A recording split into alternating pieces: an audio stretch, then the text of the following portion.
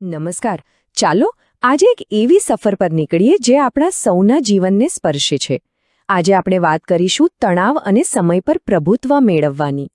આપણે ઊંડાણમાં જઈને સમજીશું કે આપણું મગજ, આપણું શરીર અને આપણું વર્તન આ ત્રણેય કેવી રીતે એકબીજા સાથે જોડાયેલા છે અને આપણા દરેક અનુભવને કેવો આકાર આપે છે. ચાલો સાથે મળીને આ ગૂંચને ઉકેલીએ.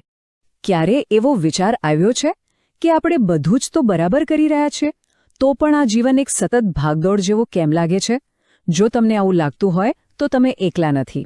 આ એક બહુ જ સામાન્ય અનુભવ છે અને આજે આપણે તેના મૂળ કારણ સુધી પહોંચવાની કોશિશ કરીશું. વાત તો સાચી છે. આપણે બધા જ સખત મહેનત કરીએ છીએ. પોતાના કામમાં, પોતાની જવાબદારીઓમાં ક્યાંય કચાસ નથી રાખતા. ઘર હોય કે ઓફિસ, નાની મોટી અસંખ્ય જવાબદારીઓ આપણે ખૂબ જ કુશળતાથી નિભાવીએ છીએ. અને આ બધાની વચ્ચે પણ આપણી કોશિશ તો એ જ હોય છે કે આપણે પોઝિટિવ રહીએ, સારો અભિગમ રાખીએ.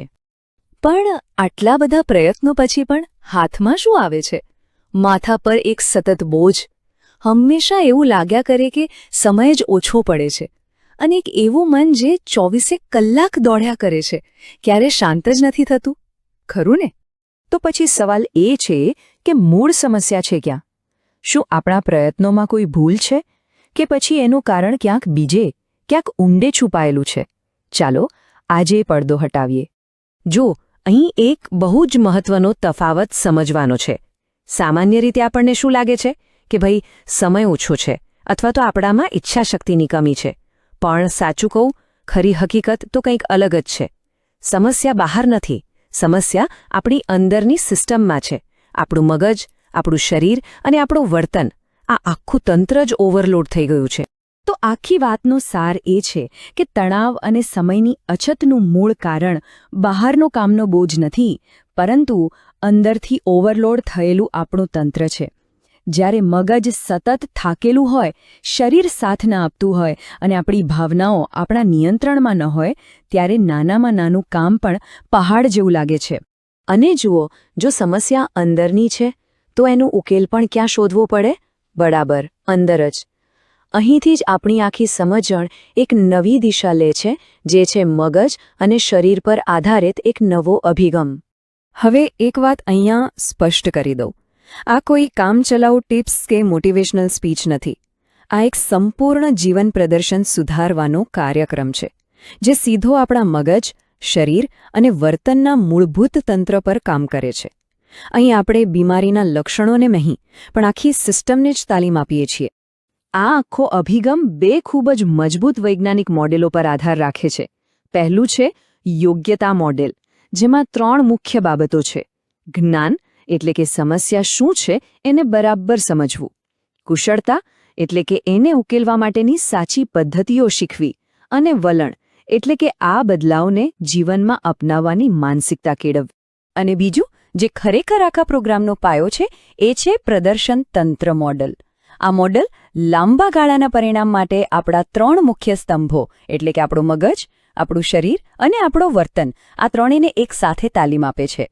તો સવાલ એ થાય કે પ્રભુત્વના આ માર્ગ પર ચાલવાથી ખરેખર જીવનમાં શું બદલાવ આવી શકે છે? ચાલો એની એક નાનકડી ઝલક જોઈએ. જરાક કલ્પના તો કરો, ગમે તેટલો વ્યસ્ત દિવસ હોય પણ મગજ એકદમ શાંત અને સ્પષ્ટ હોય. ગમે તેવી મુશ્કેલ પરિસ્થિતિમાં પણ શાંતિથી નિર્ણય લઈ શકાય. ઓછા સમયમાં કામ પર વધુ સારી રીતે ધ્યાન કેન્દ્રિત કરી શકાય. ચિંતા અને થાક ઘટી જાય. અને સૌથી અગત્યનું, જીવન ફરીથી પોતાના નિયંત્રણમાં હોય એવું લાગે. આ કાર્યક્રમ ખાસ સેવા પ્રોફેશનલ્સ માટે બનાવવામાં આવ્યો છે, જેઓ સતત દબાણ અને માનસિક થાકનો સામનો કરતા પણ શ્રેષ્ઠ પ્રદર્શન કરવાની કોશિશ કરી રહ્યા છે. અને હા, આ એ ગૃહિણીઓ અને પરિવારની સંભાળ રાખનારાઓ માટે પણ છે, જેમના અદૃશ્ય તણાવ અને ભાવનાત્મક બોજને ઘણીવાર કોઈ સમજતું નથી કે ગણતું નથી. અને છેલ્લે, આ એ દરેક જાગૃત વ્યક્તિ માટે છે, જેઓ માત્ર બહારની સફળતા જ નહીં, પણ અંદરની શાંતિ સાથે સફળતા મેળવવા માંગે છે. જેઓ પોતાના સ્વાસ્થ્ય અને જીવન પર સાચું આંતરિક પ્રભુત્વ મેળવવા માટે તૈયાર છે. તો જો આ બધી વાતો તમને ક્યાંક ને ક્યાંક સ્પર્શી રહી હોય, તો આ કોઈ દબાણ નથી, કોઈ ઉતાવળ નથી, પણ તમારા માટે એક શાંત અને સન્માનભર્યું આમંત્રણ છે.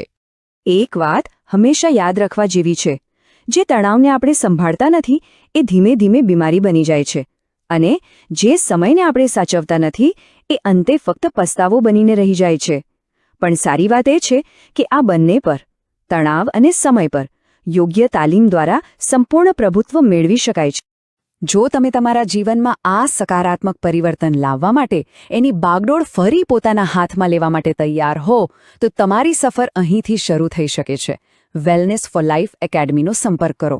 યાદ રાખજો, આ માત્ર એક કોર્સ નથી, પણ એક એવી જગ્યા છે જ્યાં મન મળે છે, અર્થો ગૂંથાય છે અને વિકાસ સહિયારો બને છે. આ સમજણની સફરમાં મારી સાથે જોડાવા બદલ આપનો ખૂબ ખૂબ આભાર.